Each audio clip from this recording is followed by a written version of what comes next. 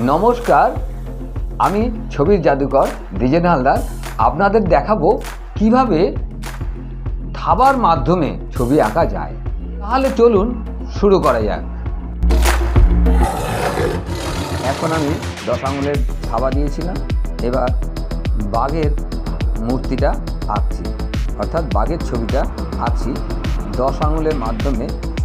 কীভাবে পরস্পর আঙুলগুলো কাজে লাগাতে হয় সেগুলো ফলো করুন, দেখতে পাবেন যে সুন্দর একটা বাঘের মূর্তি এসে গেছে।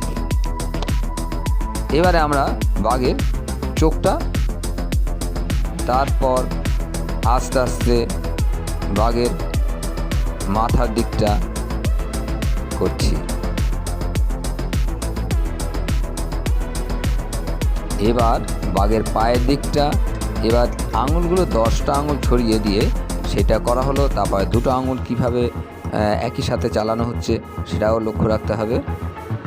এইভাবে যদি ধীরে ধীরে প্রত্যেকে প্র্যাকটিস করে, এই নতুন আঁকাটি আস্তে আস্তে তারা শিখে যেতে পারবে।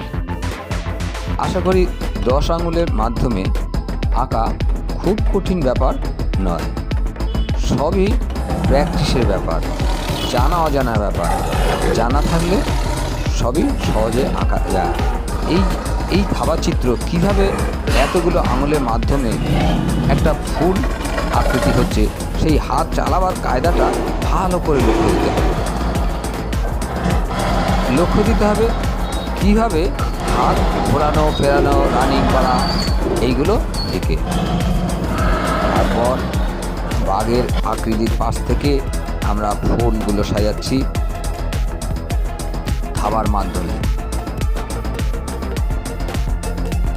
এটা সম্পূর্ণরূপে একটা থাবা চিত্র, অর্থাৎ পুরো সমস্ত আঙুল এখানে কাজে লাগানো হচ্ছে, সমস্ত আঙুলের মাধ্যমে এখানে আঁকা হচ্ছে, থাবার মাধ্যমে এটা আঁকা হচ্ছে। যেমন বাঘের থাবা পড়ে, ঠিক তেমনি থাবা পড়বে, থাবার মাধ্যমেই ছবিগুলো হবে। আর এই থাবা চিত্র আমি এরই জন্য নাম দিয়েছি।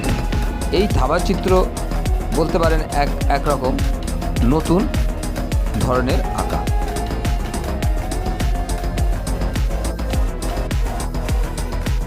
দেখতে পাচ্ছেন আস্তে আস্তে ছবি সেজে উঠেছে। আস্তে আস্তে তার গাছপালা পাতাগুলো আমি করছি, কিভাবে কোন আঙুলে কোন জায়গায় কোন সময় হাত চালাচ্ছি সেই দিকে খেয়াল রাখতে হবে। এইভাবে ধীরে ধীরে প্রত্যেকে যদি লক্ষ্য রাখে প্রত্যেকটি জিনিস, তাহলে এই ছবি আঁকা খুব কঠিন ব্যাপার নয়।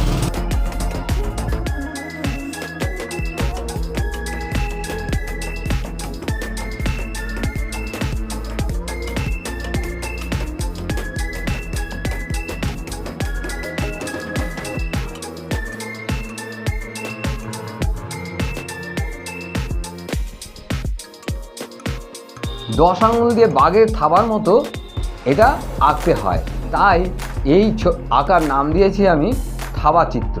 ভিডিওটি দেখার জন্য অসংখ্য ধন্যবাদ।